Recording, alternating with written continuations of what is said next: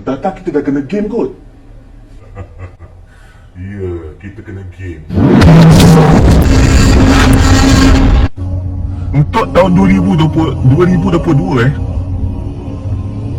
hasil pungutan zakat berjumlah, ini berkemungkinan dekat Selangor je, berjumlah 1.05 bilion ringgit. Banyak tu.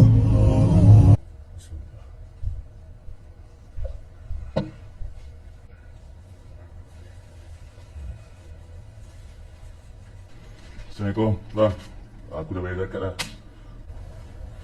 Waalaikumsalam warahmatullahi. Hei. Banyak juga aku nak kena bayar ni tanggungan setiap bulan kan. Kau dah bayar belum?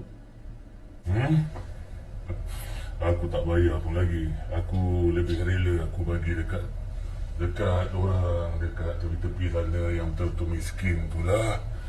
Aku nak bagi dekat yang kau bagi, yang kau bayar dekat kau buka kaunter-kaunter tu, memang aku takkan bagilah. Mana boleh macam tu? Kita kena bayar tempat yang sepatutnya.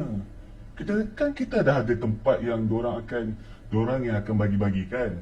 Kita ada tempat yang kita boleh percaya. Kau tak boleh buat macam tu. Buat apa aku nak bagi?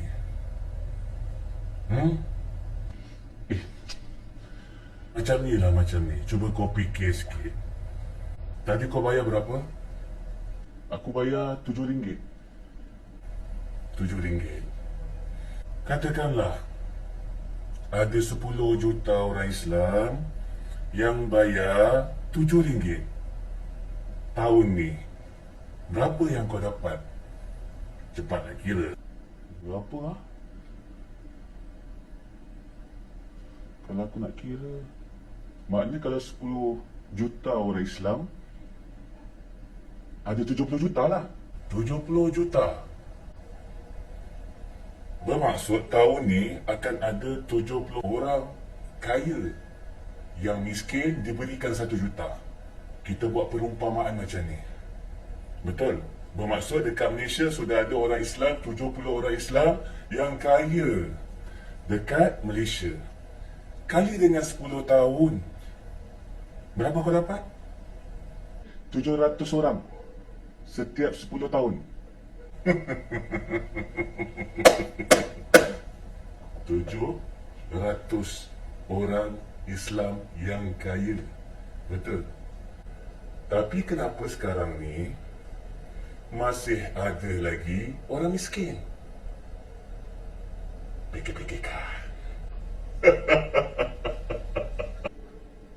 Betul juga apa yang kau cakap tu, bang.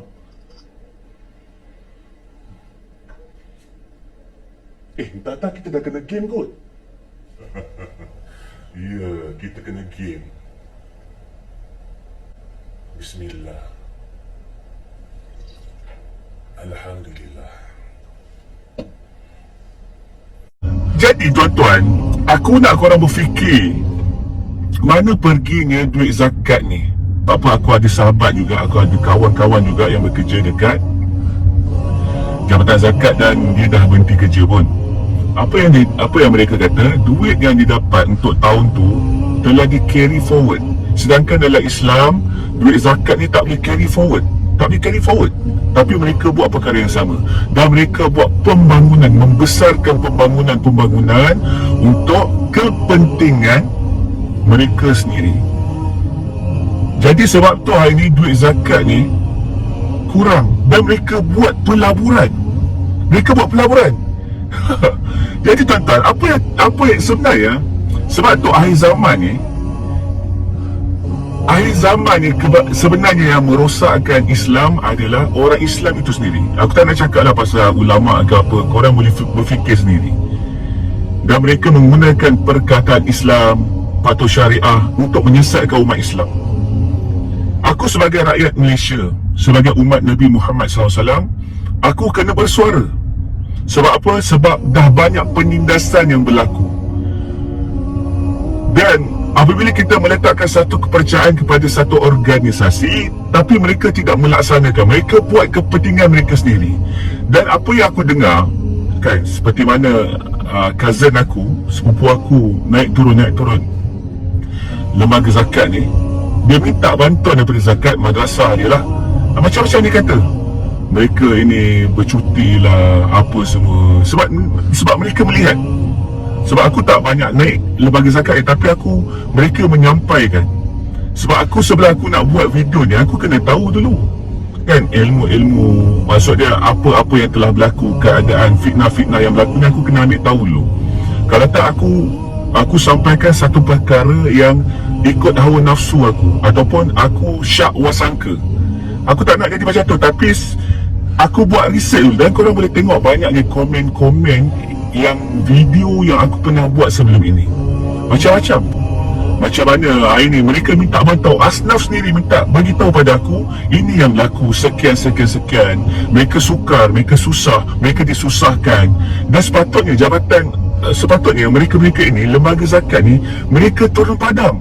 Bukan hari ni mereka kena datang, orang-orang yang susah ni, dalam keadaan ya Allah bagi ujian mereka tidak berkemampuan ni, mereka pergi. Tak, korang sebagai pegawai zakat ke apa ke, kaki tangan ke, korang ustaz-ustaz sekalipun lah, korang kena turun padang. Korang tak boleh letak kaki atas meja goyang kaki, tak boleh, ataupun membuncit-buncitkan perut korang.